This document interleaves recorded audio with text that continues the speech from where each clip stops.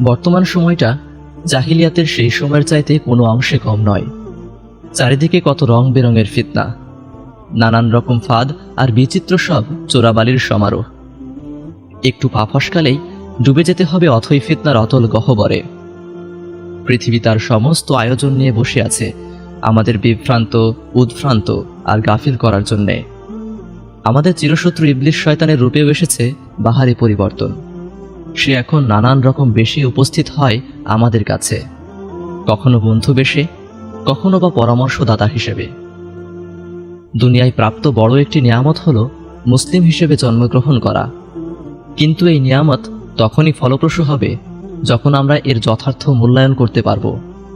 মুসলিম হয়ে কি লাভ হলো যদি আমি পদে পদে আল্লাহ সুবহানাহু ওয়া তাআলার অবাধ্যতায় লিপ্ত থাকি?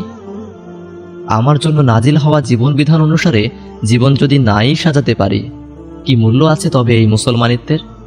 আমি কুরআন পেয়েছি, হাদিস পেয়েছি, কিন্তু আমি কি আনাস ইবনু মালিকের মতো হয়ে উঠতে পেরেছি? আমি কি পেরেছি আমার জাহিলিয়াত থেকে পুরোপুরি উঠে আসতে? আমি কি পেরেছি আমার জাহিলিয়াতের কর্মকাণ্ডকে ঘৃণা করতে?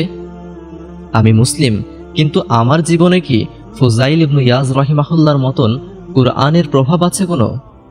কুরআনের কোনো আয়াত নিয়ে কি গভীরভাবে ভাবার এবং জীবনে বাস্তবায়ন করার সময় আমার কখনো হয়েছে? প্রতিদিন আমি তিলাওয়াত করি, ইহদিনাস সিরাতাল মুস্তাকিম, আমাদের সরল পথে পরিচালিত করুন।